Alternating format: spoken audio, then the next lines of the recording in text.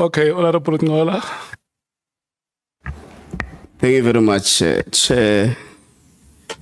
1212, Chair, but if time is against me, I know you will humbly borrow me 10 minutes from your time. Thank you very much, NTPP. Good afternoon.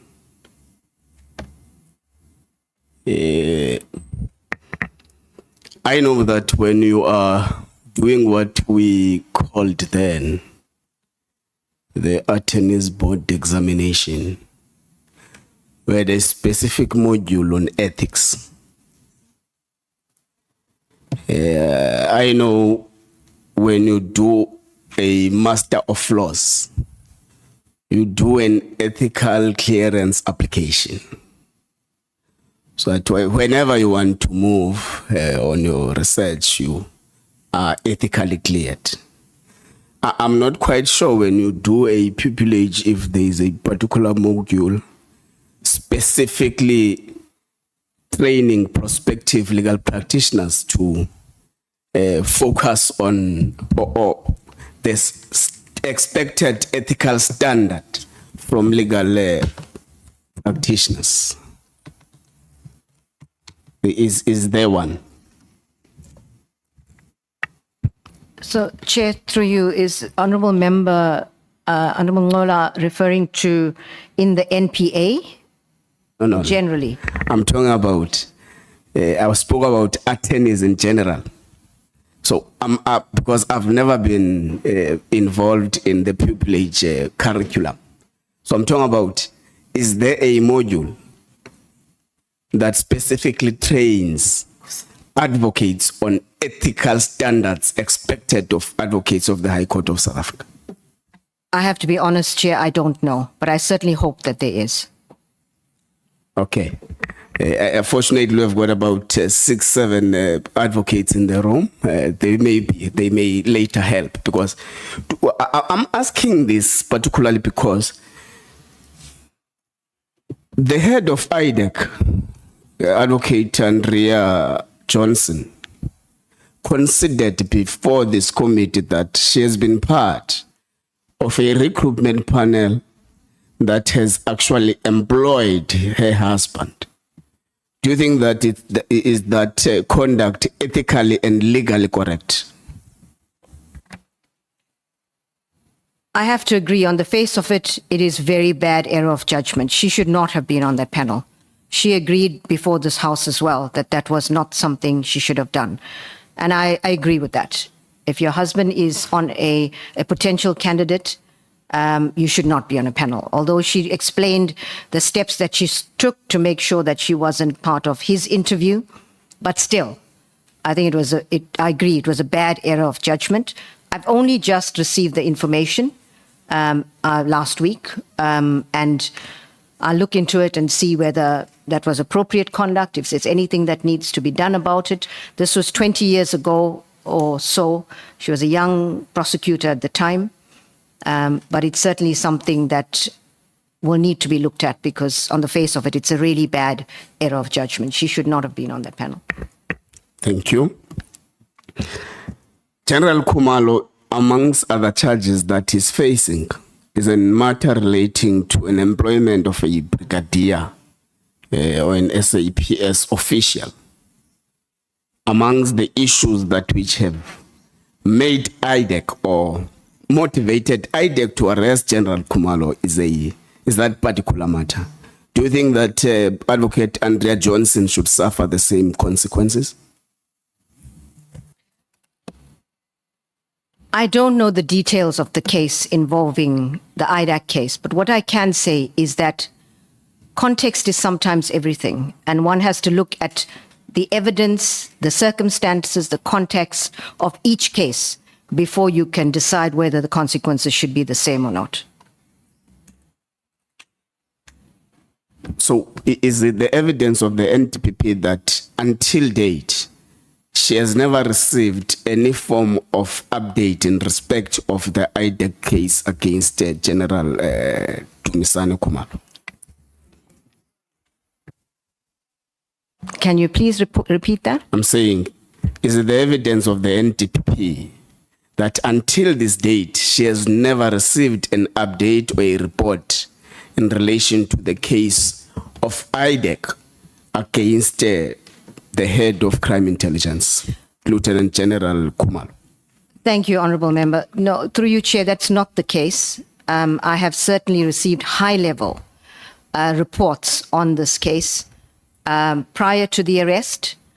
That is the position. Okay, let's start on prior the arrest. An adult male from Parliament goes to IDEC and alleges that they have got an intelligence information which they picked up from the doorstep, but does not bring that information, but bring the word of mouth that I picked up this, and then I'm going to do an affidavit with you explaining it. Then that informs the basis of the arrest of General Khumalo. So, was it supposed to happen like that, or how does it naturally become procedurally correct? So, through you, Chair, to Honourable Member, the IDAC has certain processes which Andrea Johnson explained to this House. I'm not involved in those processes. But of course, the start of the process was the referral by one of the honourable members of this House. But after that, I'm not aware of, the precise nature of those processes, except that I do know there's a preliminary investigation and there's potentially an investigation that will be authorized. But the IDAC has its internal processes to assess the evidence at each stage. So you don't have the details of a case between an investigative directorate against corruption, which falls within the ambit of NPA, against the head of crime intelligence in the country? That's correct. I don't have the details. As I explained earlier, the NPA, the National Director, is a review mechanism. I don't have the details of the case. And if General Khumalo or anyone else is aggrieved about that decision to prosecute, as I outlined earlier, they are at liberty to refer the matter, to bring a representation to the National Director to consider that matter and then decide whether the decision of the IDAC head was correct or not. Can I come to IDEC to lay a complaint against whoever and allege that I've got in possession, I am in possession of classified information, intelligence information, and I don't have a clearance certificate to handle classified intelligence information? Will IDEC be legally in correct parameters to attend to such a case? IDAC's mandate is to investigate crime. And in my view, if IDAC gets evidence of criminality, they have an obligation to investigate it. The other side of it is the legality, etc., can be disputed at a later stage. But I would think that IDAC's mandate requires it to investigate cases as such. Okay, maybe let's move on this one. Can a labor recruitment process of any institution become a criminal trial against anyone who was part of a panel or was part of a interview selection panel and all that? Can it be a criminal case? Honourable Member, I have what Advocate Johnson mentioned in this House, that the way state capture happened was that critical people were recruited and replaced, many boards, etc. And in the granting of tenders, specific people are appointed to specific positions. That was her evidence. And I don't know what the evidence is surrounding just the recruitment. She also said that this was part of several other matters.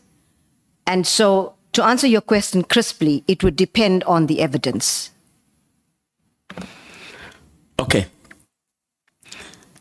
General Nqola appeared before the committee and narrated a story, a very sad story when you look at it from the face value. That there was a time when securing a warrant of arrest against an accused person was actually imminent.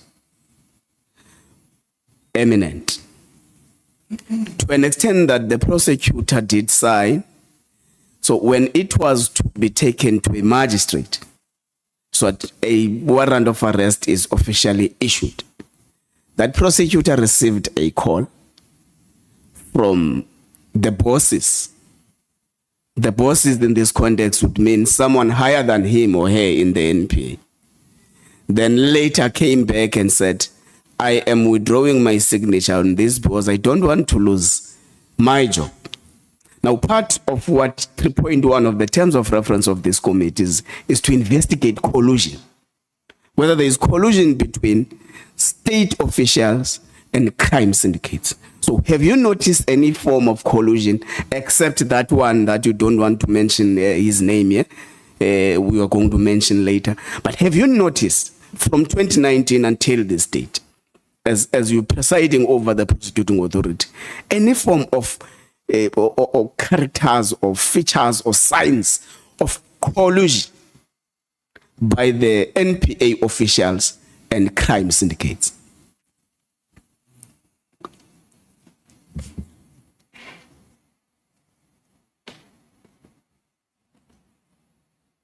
Honorable Chair, I can't say that I've noticed collusion between NPA and crime syndicates, NPA members and crime syndicates. But what I can say is the OEA has been getting reports of compromised prosecutors who are involved in criminal activity that is under investigation. But organized crime syndicates, I can't say that I have that information. Okay. Let's step out of that. 6 July 2025, General Nqola takes it to the public and alleges that NPA is playing part in aiding criminal syndicates to evade justice. Then since then until now, before we called you to this committee, what internal mechanisms has the NDPP established to ensure the truthfulness or the untruthfulness of the allegations, and to ensure that there are systematic mechanisms that are actually will actually enable NPA to avoid such kind of things? Because you'll remember, between me and you, we know that there are part of the cases, big cases, that have directly damaged the image of the NPA. So this is adding to that. So what did the NDPP do in between this time? Because I would ask, because, for example, the Chief Justice did issue out looking for evidence and all those things, because judges, judiciary. So what were the steps taken by the leadership of the NPA in attending to the matter? So, look, these processes are unfolding in the Madlanga Commission as well as in the ad hoc. Now, we've testified, the National Commissioner has testified. I discussed it with Advocate Johnson, and I will be writing to the National Commissioner to ask him to reveal that we want the names of those prosecutors that General Nqola alleges is involved in any kind of criminal activity, because this is something that we have to investigate. There were no names mentioned. I don't know that he was pressed to reveal names in this committee, but he didn't reveal them. I wish he did. Would have made it easier for us as well. Actually, I was the first member to ask him questions, and the first thing I said was that, tell us names. And he didn't? He did, to a certain extent. Okay, so... And passed others to General Kumalo. Chair, those are the names that we need.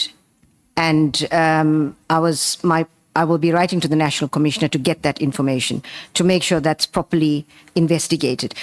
It's just that we need to time it, because there are these other inquiries that are going on, but it's an urgent matter that needs attention. Okay. Let's take it back to your conversation with the evidence leader of your sentiments on infiltration of the NPA, which when you were explaining it, you said there are people within the organization who do not have the interest of justice at heart. Did you mean what we are experiencing now? Or you meant something completely different from what is accused by Lieutenant General Nqola? I meant something different because you'll recall, Honorable Member, through you, Chair, that I made my comments before he did. And so I had no idea what he was going to be talking about. So they were not related. Do you have internal mechanisms to detect and tackle corruption within the organization? We have aspirant prosecutors go through a course. They go through an ethical training as well. We have the Office of Ethics and Accountability that's been set up to be proactive in terms of and trying to create a culture of high standards of ethics, and as well as investigating thereafter reactively. We also have a hotline that any member of the public can make reports to, so that we can get the information regarding potentially unethical conduct by prosecutors. Have you ever been invited to a meeting of the Interministerial Committee dealing with the political killings? Sorry, Honourable Member, which meeting? Meetings. Interministerial meetings dealing with political killings.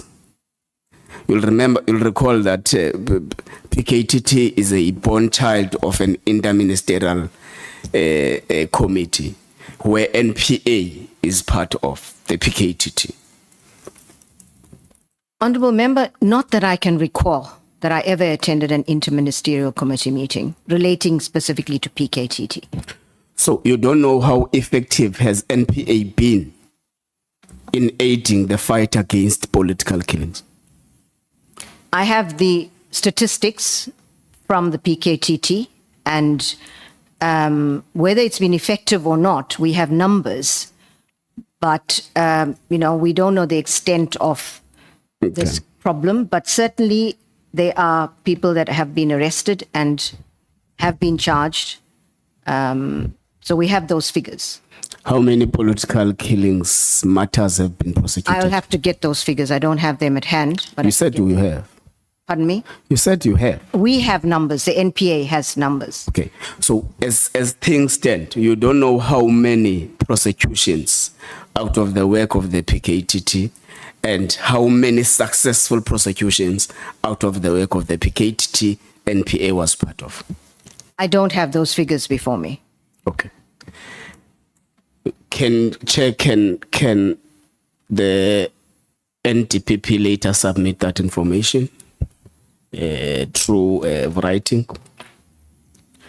So on the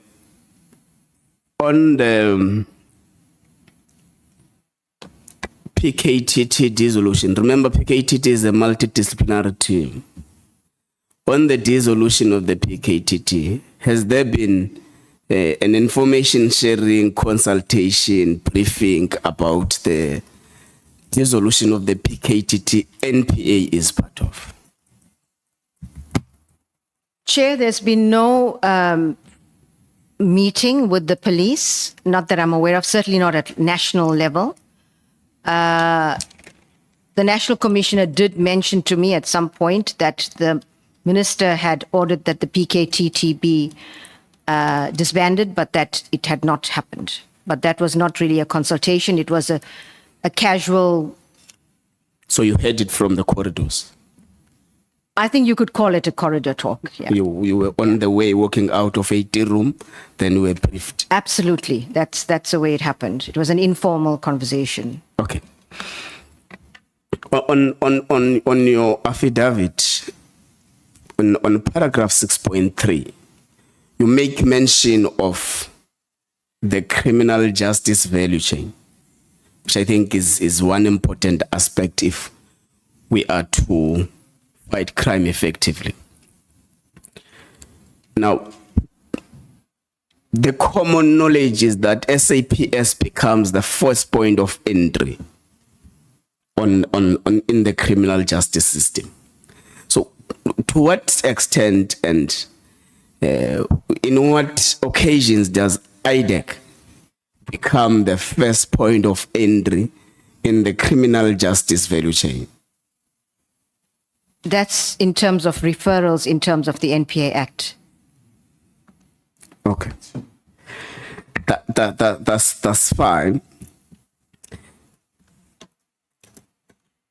Let's talk about the reasonable prospects of a successful prosecution.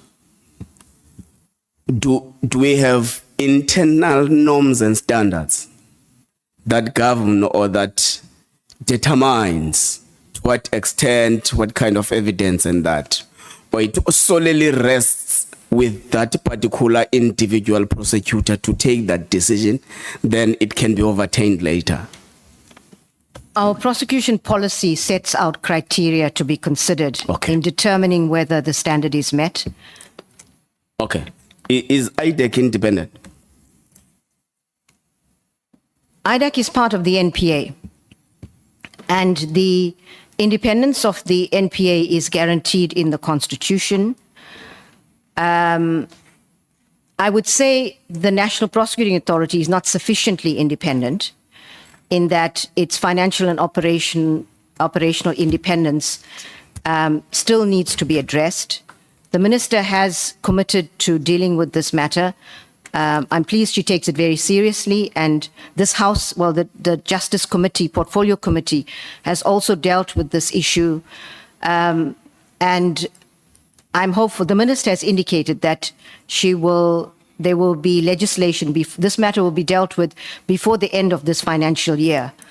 It is very, it affects the operations and effectiveness of the NPA broadly, not to have its own accounting officer in many ways. And so that is why I say it's not sufficiently independent, because the DG of Justice is the accounting officer of the NPA. So the independence would mean that the NDPP be the accounting officer of the NPA? There are options. That's the SARS model. And in fact, the SAPS as well. The National Commissioner is the accounting officer. In SARS, the SARS Commissioner is the accounting officer. So that is an option. Or it's having a chief executive officer is also an option. Those things need to be determined by the Minister. So as part of your suggestion to Parliament, is that let there be legislative amendments to strengthen the independence of IDEC and the NPA as a whole? Absolutely. That is a suggestion to Parliament, and when the Minister brings it to Parliament, as she has committed to, I certainly hope that there will be support from the committees to ensure that that happens. Okay, because the terms of reference actually direct us to also investigate system failures. So that what we get from the testimonies actually inform how we move forward. We myself and you had got a very concerning situation of prosecutors being assassinated. Very worrying situation. Now, do these assassination of prosecutors suggest that it might be a work of some crime syndicates and stuff, trying to silence them on the basis of doing their work? Is the Honourable Chair, is the Honourable Member saying within staff members? Did I understand the question correctly? Let me repeat. Thank you. Myself and you have been, for quite a long time, been concerned by a growing assassination of prosecutors. And it turns out that in most cases, these assassinations are linked to the cases they're prosecuting. So, does this mean that this is as a result of the work of the alleged crime syndicates trying to silence silence the prosecutors from doing their work. It's off. The short answer, Honourable Member, is certainly in the one case, it was people have been arrested, and it was clearly related to a case that the prosecutor was prosecuting involving organized criminals. In the other case, it is not clear whether it was directly linked, but that prosecutor was involved in prosecuting a bail application involving organized criminals. But no one's been arrested there, but certainly the circumstances suggest that it was a hit because nothing was taken. And you're right, it's a very serious and growing concern. In my 40 years of prosecuting, we've not been concerned about prosecutors being killed. Now, we are living in and it demonstrates what's happening in this country. And prosecutors being killed is a new phenomenon. Sadly, we've had police officers that have been killed in the past, but more often for firearms, I would think most of the cases. But now targeting prosecutors for the work that they do, and whistleblowers and forensic investigators, is something that we as a country have to consider. And that is why I mentioned earlier when I was being led about whistleblower protection. We've asked for an increase in budget to protect prosecutors. These are expensive. It costs a lot of money. And you protect not just a prosecutor, you protect families.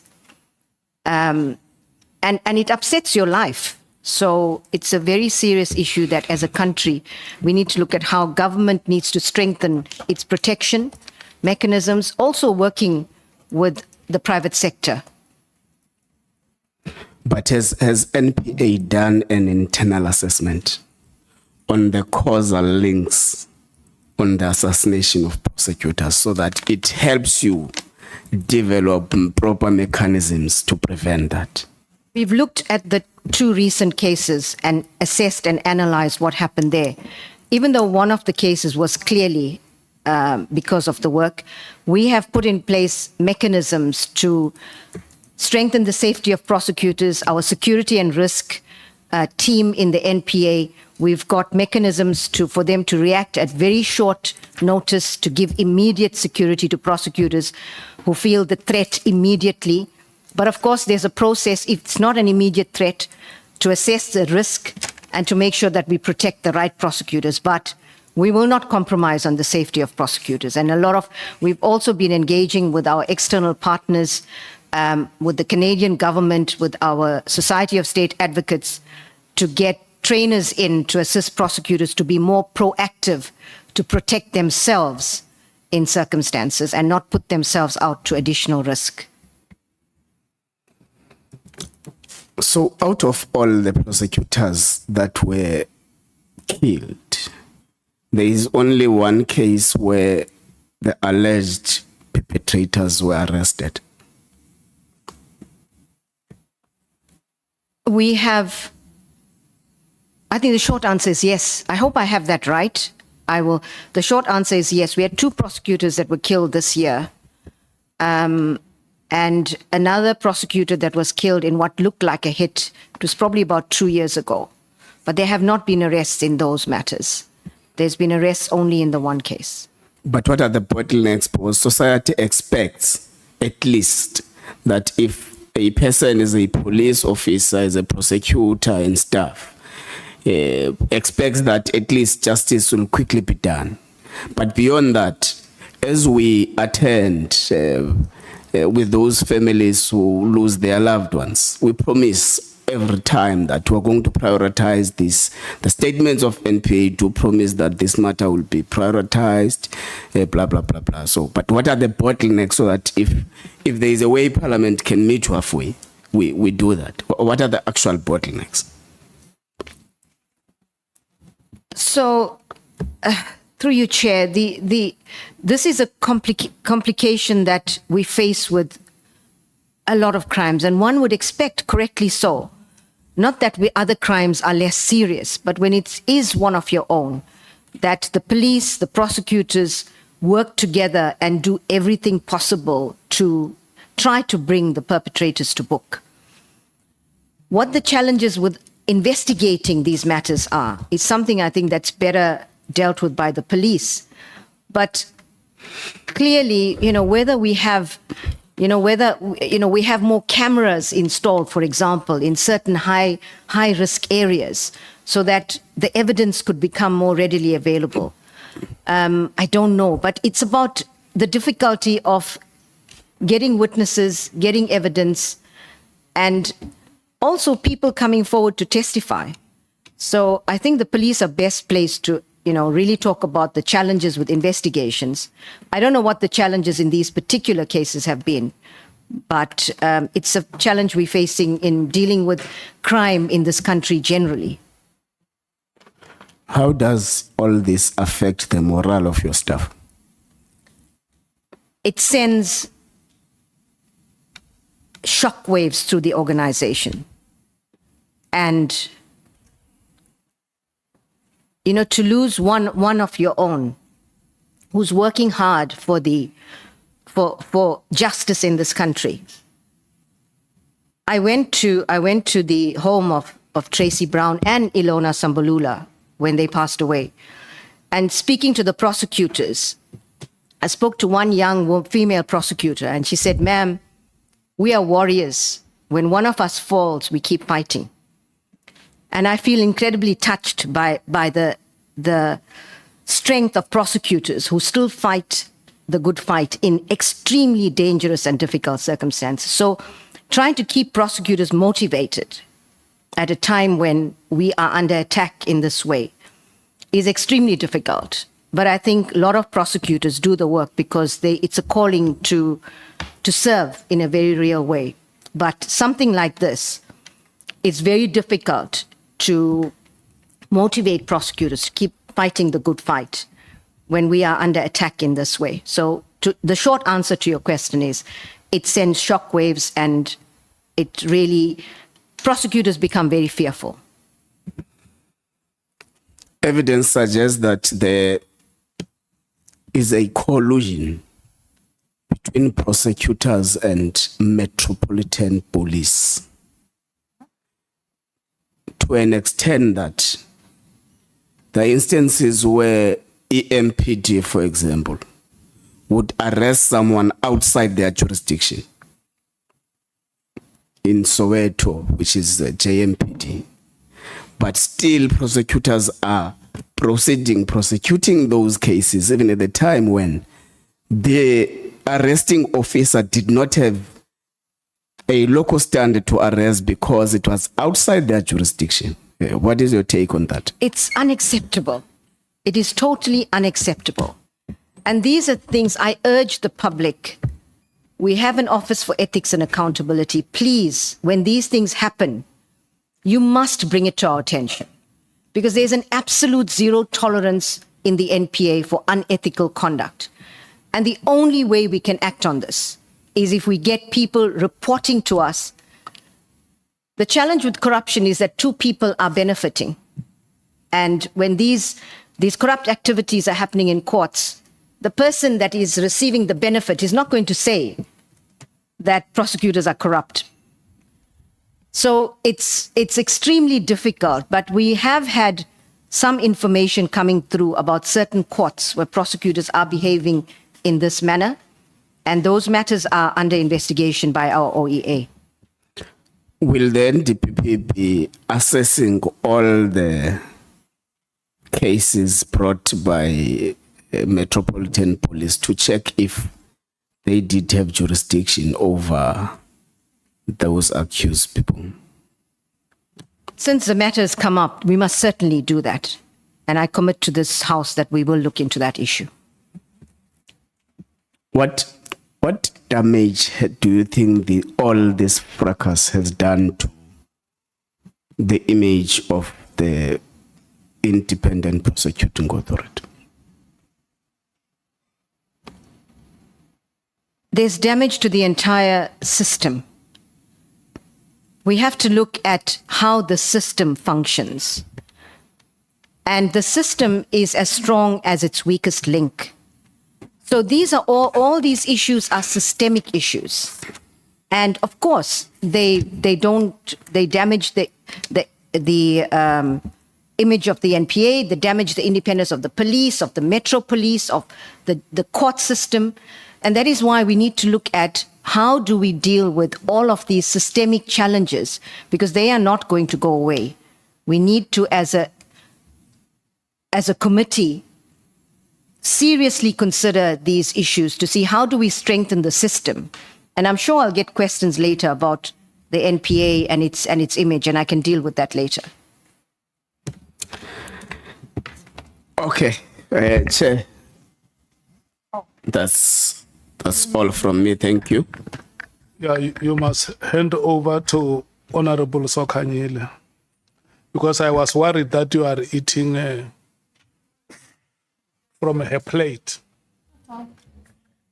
No, it's you for me. It is 7 minutes left, Honorable Sokanyile. Thank you. Advocate, on paragraph 78 of your statement, you indicate that since you joined the NPA in 2019, you never experienced any undue executive political interference. What, now considering, in your view, what will constitute an undue executive political interference? Thank you, Honorable Sakandile. It's where a member of the executive tells the prosecuting authority to protect people or to prosecute people who should not be prosecuted for political reasons. That would be undue, as the simplest example of undue executive influence and political interference. So you have never experienced that? I have never experienced that ever. And I don't know if as a country we appreciate how important this is. The fact that we have an executive that does not interfere in the work of the prosecuting authority, that supports appropriately the work of the NPA, but does not interfere in terms of its independent mandate, in terms of the Constitution and the Act. And that is such an important aspect of our constitutional democracy and a huge strength that our country should really be proud of at this moment in time. Okay. You also indicate that you are not winning the fight against organized crime. Do you think that organized crime has its tentacles spread across the criminal justice system, which include the NPA?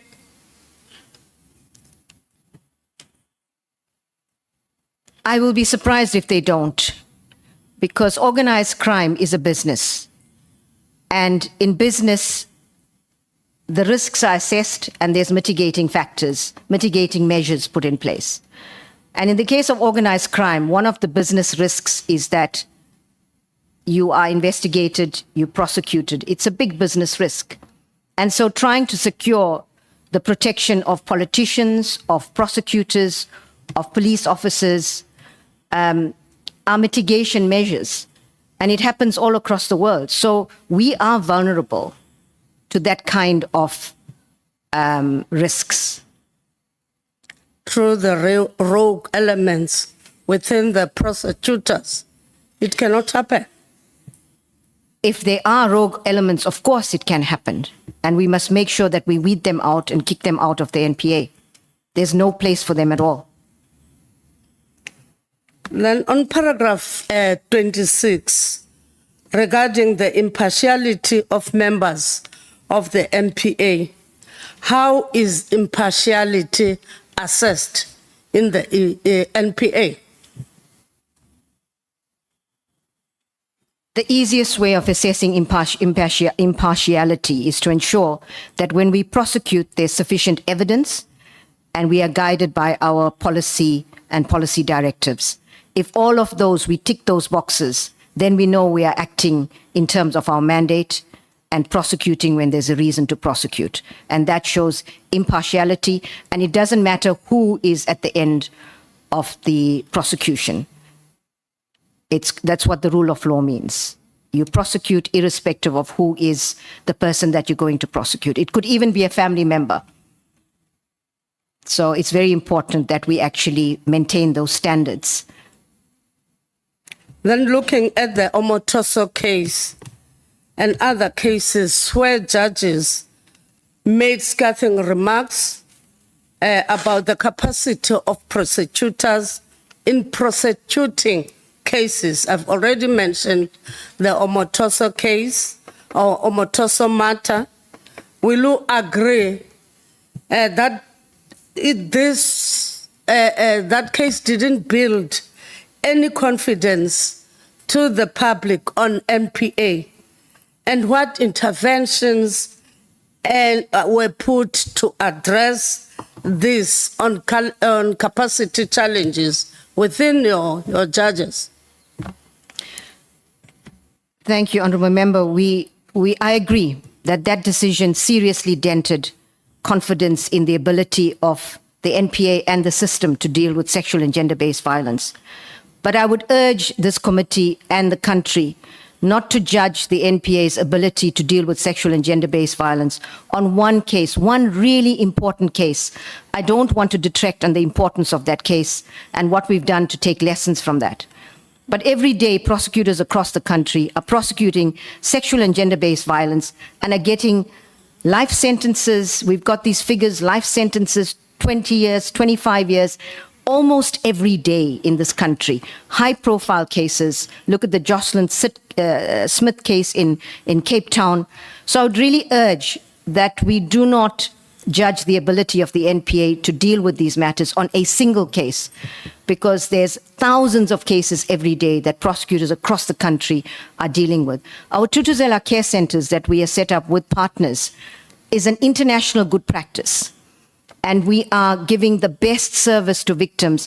Our prosecutors can talk about this at international conferences, and other countries are learning from South Africa in terms of how we help victims to go through the court processes. We have court preparation officers in court that make sure that victims are properly prepared to testify in very difficult circumstances. So we've learned strong lessons on Omotoso. We've looked at the conduct of the prosecutors. We've reported on this to the Justice Portfolio Committee at length. We've put in place various interventions. We've also looking at our Sexual Offences and Community Affairs Unit, their strategy.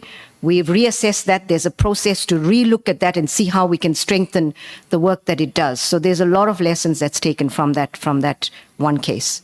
It is still on appeal, and we certainly hope that the outcome will mean accountability and justice for the victims at some level.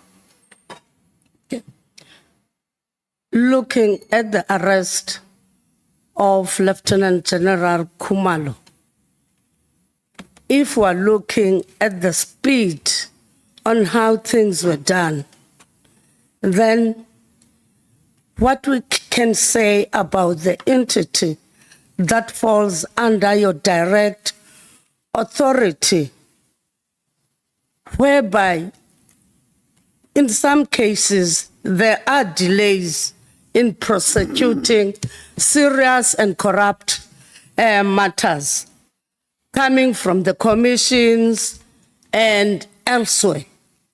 But how does it say about the speed in which you acted on the issue of arresting Lieutenant General Khumalo and the prioritization of cases within NPA? So we get criticized when we act with speed, and we get criticized when we don't act with speed. In this case, the speed of prosecutions depends on the availability of evidence. That is the determining factor. The more complicated a matter, the harder it is to get the evidence, it will take longer. In this one, I can only say that the evidence was available, and that is why the IDAC was able to move as quickly as it did.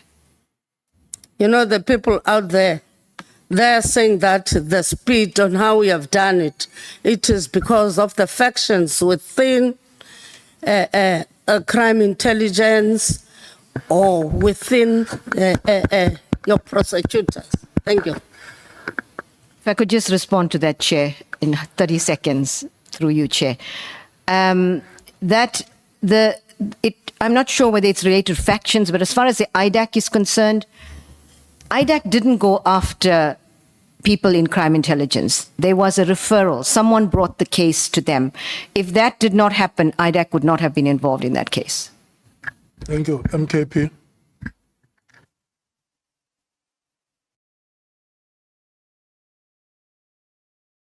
Okay, can I check if there are members who want to ask follow-up questions?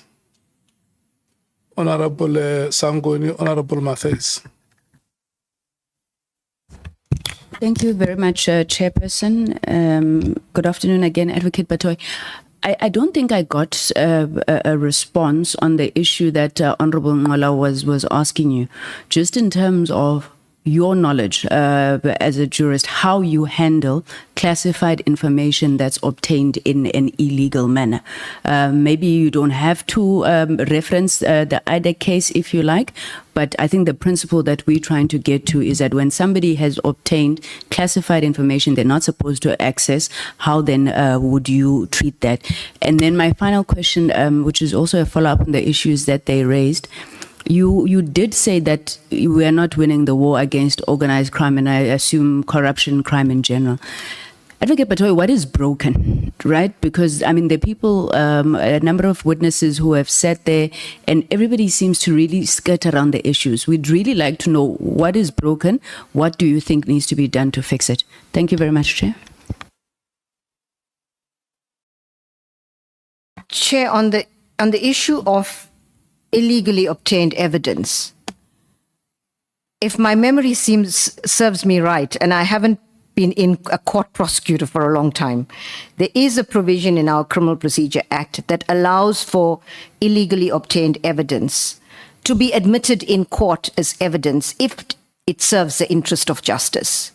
And there might even be something in the Constitution, but I'm not sure. But that would be my response to that. On the second part, what is broken in the system? How much of time do you have? Honorable Sangoni, it is, I really don't know where to start.